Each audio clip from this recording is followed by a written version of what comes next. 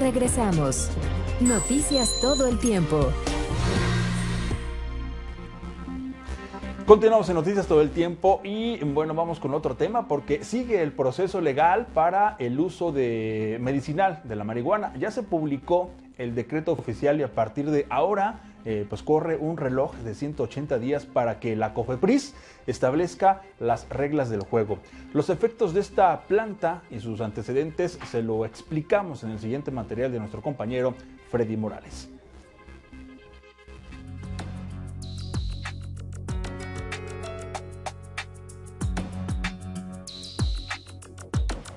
El término marihuana medicinal se utiliza generalmente para referirse al uso de la planta de marihuana o sus extractos crudos para tratar una enfermedad o síntoma.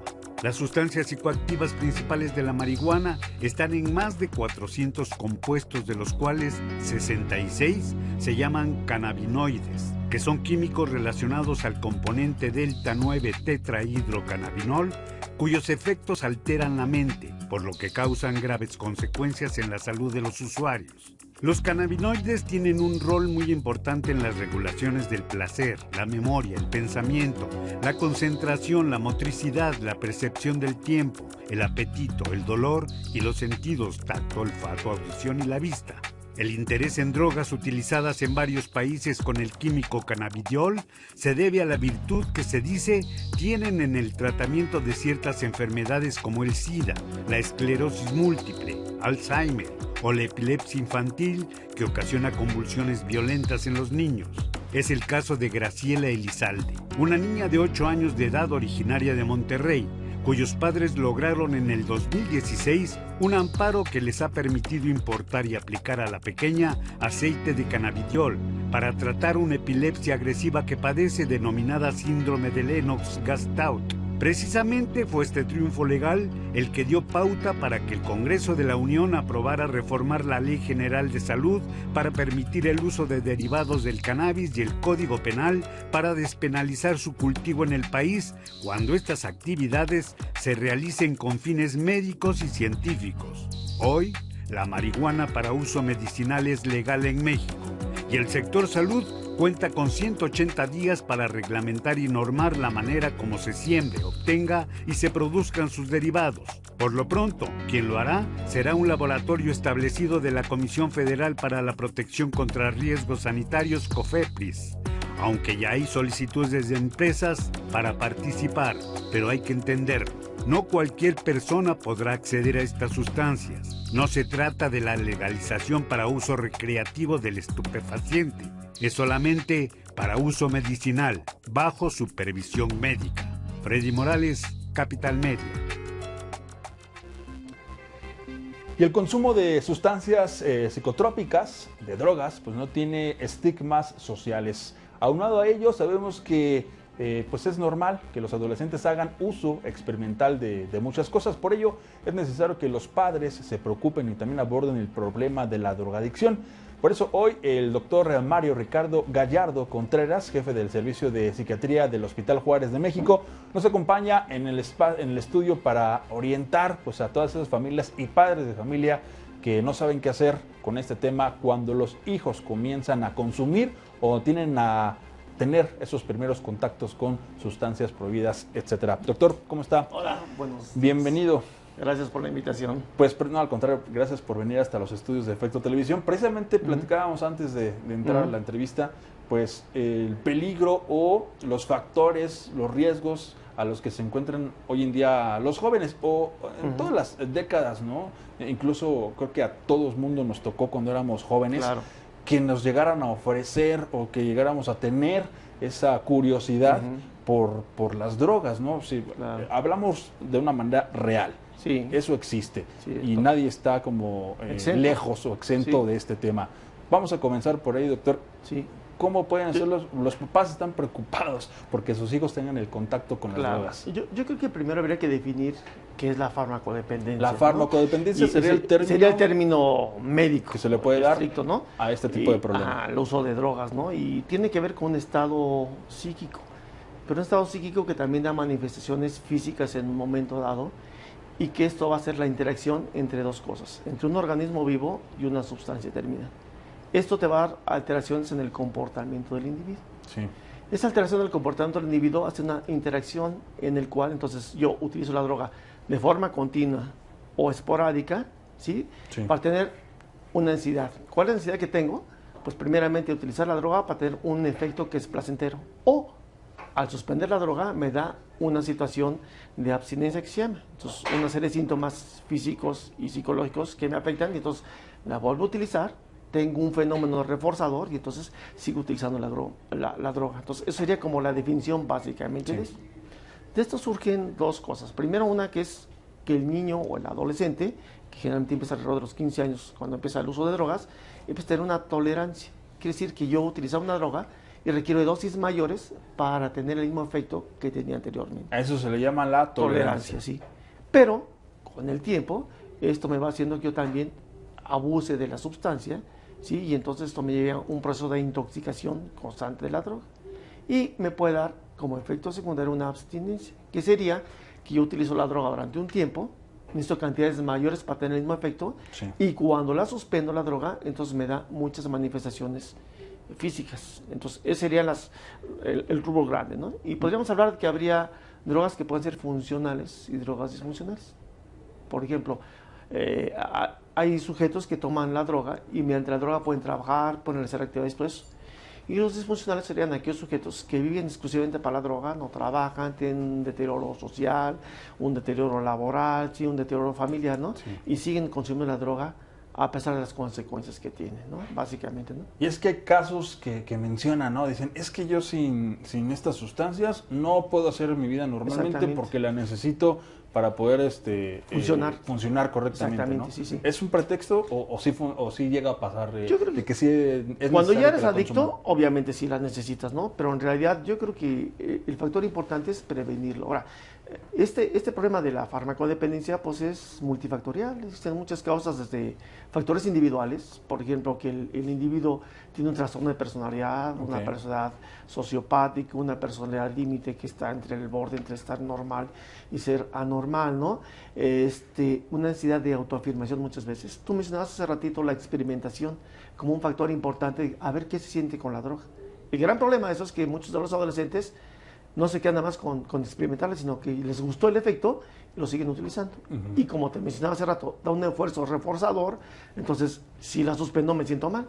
Y además, en el cerebro también hay ciertos lugares que tienen que ver con neurotransmisores cerebrales que te provocan una sensación placentera. Entonces, por eso es que el individuo sigue utilizando las drogas. Ahora, también hay factores familiares, la desorganización familiar y sobre todo yo diría que la falta de comunicación de los padres. ¿Cómo es posible que de repente los papás dicen, Falta de es que no me di atención. cuenta y mi hijo se drogaba y lleva 3 años que se droga y hasta que tiene un problema grave se dan cuenta, ¿no? Entonces, Sí. la falta de comunicación, el cambio y inversión de roles. Muchas veces parece que los hijos son los que tienen la autoridad y no los padres. El ser demasiado permisivos también es un factor muy importante y no establecer normas O sea, al dejarlos hacer rígidas. lo que quieren. Claro, sí. Con tal de que no También. nos el hijo o lo que sea, ¿no? Y bueno, el cambio también político y social, económico, ¿no? De que tienen falta de empleo, mencionaba hace ratito, ¿no? La falta de empleo de los jóvenes que estudian una carrera, una maestría y no tienen empleo, les causa mucha frustración. Tienen una baja tolerancia a esa frustración y eso les ocasiona que tengan más necesidad de utilizar otras cosas para llenar esa sensación de vacío. Que la Muchas veces frustración también. entonces la podríamos también como un... Claro, un factor puede importante. ser Y un hay algo bien factor. importante. Muchos de los pacientes con adicción tienen problemas de ansiedad, de mucho estrés y sobre todo de cuadros depresivos.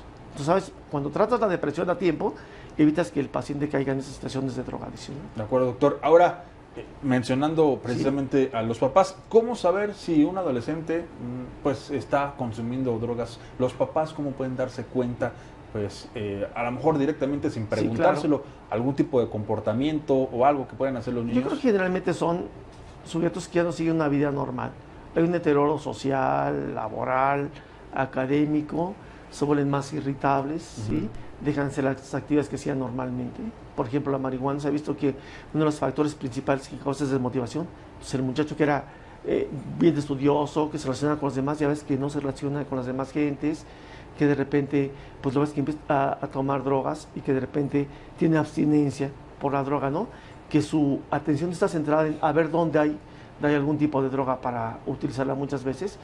Y muchos de ellos que han tenido efectos importantes de problemas legales o laborales o incluso biológicos, físicos, digamos, de alguna enfermedad, y a pesar de las consecuencias siguen utilizando todavía la droga, entonces eran factores de riesgo muchas veces para ver esa situación, ¿no? De acuerdo, doctor.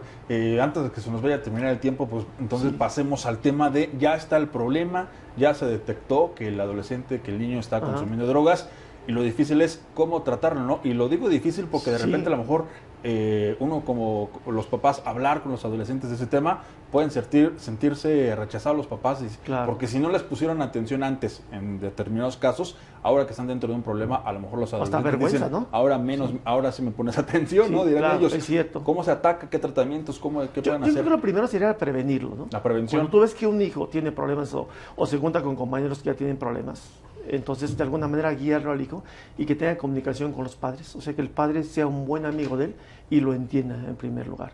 Segundo, si tiene algún problema de adicción que lo detectan, buscar lugares especializados donde hay servicios de psicoterapia, de psiquiatría, ¿no? Hay muchos hospitales de gobierno también que dan atención, y vigilar estos centros de integración juvenil, ¿no? Hay muchos lugares donde pueden atender al niño y dependiendo del tipo de droga, pues también verlo. Quizás la droga lícita, podríamos decir, que es el alcohol y el tabaco, pues vemos que muchas veces bajo efectos del alcohol los intentos de suicidio son mucho mayores en los adolescentes, en un 15% más o menos aproximadamente. Entonces, si yo veo que mi hijo está tomando más y es la puerta de entrada de otras drogas, pues vigilarlo y orientarlo, ¿sí? Hablar con él y llevarlo con alguien especializado en este aspecto, ¿no? Eso es de lo complicado, doctor, porque de repente no quieren los adolescentes, ¿no? Dicen, no, yo estoy bien, no tengo nada, yo lo controlo, yo sé hasta dónde, pero de repente se salen de control y no saben efectivamente hasta dónde, ¿no? Sí, sobre todo en esa organización familiar, ¿no? Cuando tú tienes confianza con tus papás, les dices, oye, estoy metido en problemas, o fíjate que me ofrecieron tal o cual cosa, entonces el papá lo orienta, ¿no? Pero cuando el papá lo que le interesa es darle un buen carro, ropa de marca, viajes, ¿no? O sea, como que en el contexto sociocultural estar bien, esa es la base del éxito. Sí. Entonces nos equivocamos porque invertimos los valores realmente que hay en la sociedad actual, ¿no? Yo diría que esa sería la base básicamente, ¿no?